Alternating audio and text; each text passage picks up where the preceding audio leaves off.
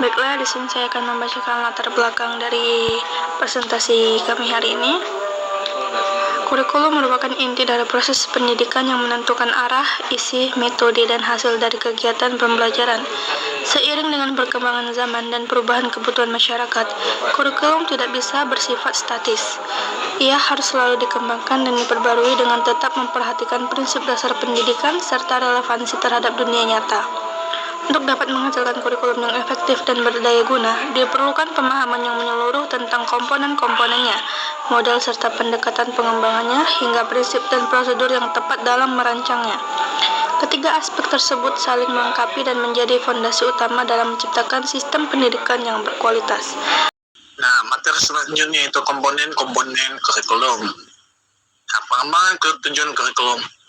Sebagai sebuah sistem, kurikulum terdiri dari beberapa komponen penting yang saling berkaitan dan mendukung satu sama lain. Bila satu komponen terganggu, maka keseluruhan sistem dapat mengalami ketidakseimbangan. Komponen-komponen ini meliputi tujuan pendidikan, materi pembelajaran, strategi atau metode pengajaran, alat dan sumber belajar, serta evaluasi. Materi atau isi kurikulum. Nah, materi adalah komponen kurikulum yang berhubungan langsung dengan pengalaman belajar yang harus dimiliki oleh peserta didik. Dalam penyusunan materi, beberapa kriteria penting harus diperhatikan, seperti validitas, materi harus benar dan sahih, kepentingan, materi harus relevan dengan yang dibutuhkan oleh peserta didik, kebermaknaan, atau materi yang bermanfaat untuk pengembangan pengetahuan dan kecakapan hidup, kelayakan, materi dapat dipelajari sesuai kondisi siswa dan lingkungan, dan daya tarik materi harus mampu memotivasi siswa untuk belajar lebih lanjut. Nah, yang ketiga itu strategi atau metode pembelajaran. Strategi merupakan rencana yang dirancang untuk melaksanakan kurikulum secara nyata. Tanpa strategi yang tepat, implementasi kurikulum tidak akan efektif dalam praktiknya. Ada dua pendekatan besar dalam strategi pembelajaran, yaitu Teacher-Centered Learning atau TCL, yang dimana itu fokus pada guru sebagai sumber utama pengetahuan. Yang kedua, Student-Centered Learning atau SCL, yaitu fokus pada keterlibatan aktif siswa. Dalam perkembangan teknologi modern, alat dan sumber belajar tidak lagi terbatas pada buku teks. Sumber belajar bisa berasal dari internet, media audiovisual, laboratorium, lingkungan sekitar, dan sebagainya. Guru kini lebih berperan sebagai pengelola sumber belajar, bukan lagi satu-satunya sumber informasi. Evaluasi. Evaluasi adalah proses untuk menilai keberhasilan pembelajaran. Menurut Taylor, dalam Skiman 2025, evaluasi berfokus pada sejauh mana tujuan pembelajaran tercapai melalui perubahan perilaku siswa. Evaluasi dibagi menjadi dua. Yang pertama itu evaluasi formatif, itu di mana dilakukan selama proses pembelajaran untuk perbaikan. Evaluasi sumatif yang dilakukan di akhir pembelajaran untuk menilai pencapaian keseluruhan. Saya akan menjelaskan model dan pendekatan pengembangan kurikulum. Adapun pengertian kurikulum yaitu secara historis, pemahaman tentang kurikulum telah mengalami pergeseran. Konsep lama mengartikan kurikulum sebagai sekumpulan mata pelajaran yang harus diselesaikan untuk memperoleh ijazah.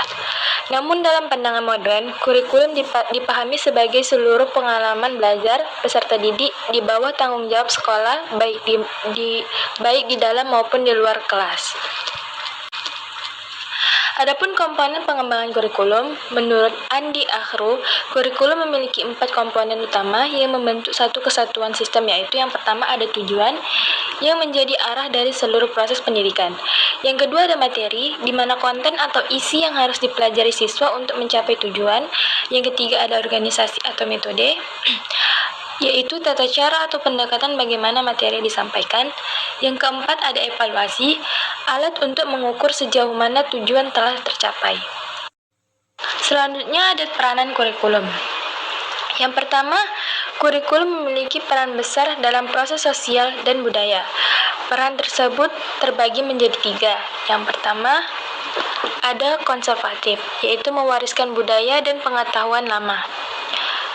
Yang ketiga ada kritis atau evaluatif, menilai, memilih, memilih dan memperbarui warisan budaya agar relevan. Yang keempat, ada kreatif, menciptakan hal-hal baru sesuai dengan tuntutan zaman dan kebutuhan masyarakat. Selanjutnya ada fungsi kurikulum, yaitu yang pertama ada fungsi penyesuaian, ada fungsi integrasi, ada fungsi diferensiasi, ada fungsi persiapan, dan fungsi pemilihan, dan yang terakhir ada fungsi diagnostik. Selanjutnya ada pendekatan dalam studi kurikulum, yaitu yang pertama pendekatan mata pelajaran, di mana fokus pada penyampaian pengetahuan disiplin ilmu tertentu. Yang kedua ada pendekatan interdisipliner, yaitu menghubungkan beberapa disiplin ilmu dalam satu tema. Yang ketiga ada pendekatan integratif, yaitu menyatukan berbagai bidang studi menjadi pengalaman belajar yang terpadu.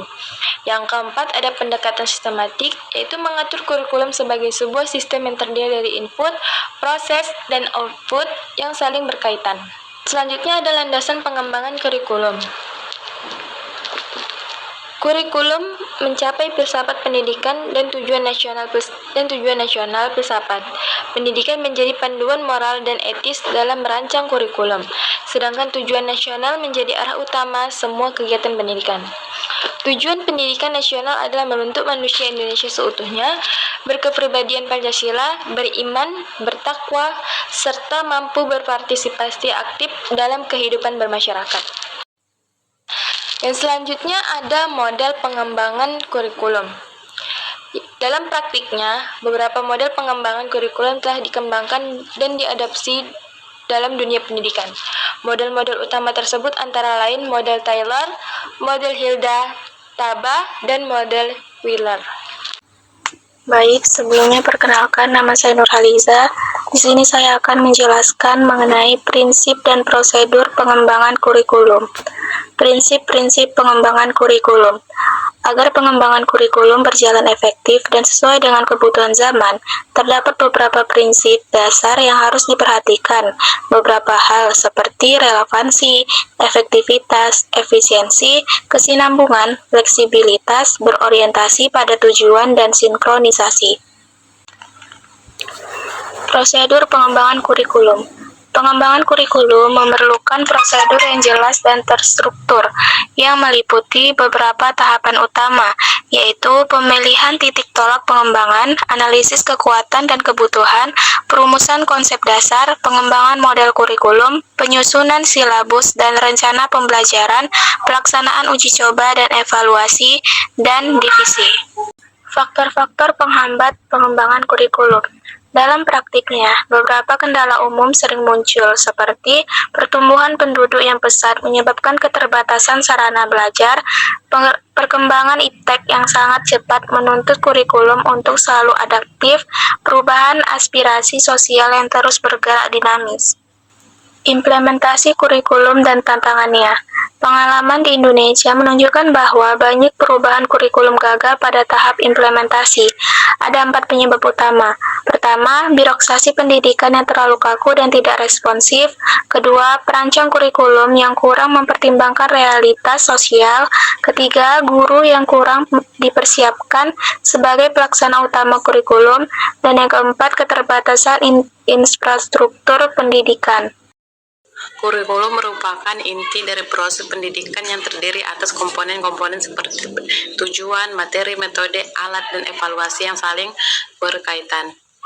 Pengembangan kurikulum tidak bisa dilakukan sembarangan, melainkan harus berlandaskan prinsip-prinsip seperti referensi, efektivitas, efisiensi, kesinambungan, dan fleksibilitas.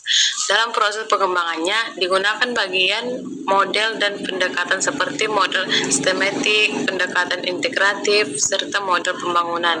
Kurikulum berbasis kompetensi keseluruhan. Proses ini bertujuan untuk menghasilkan kurikulum yang adaptif, sesuai kebutuhan zaman, dan mampu membentuk peserta didik yang kompeten, berkarakter, dan siap menghadapi tantangan global.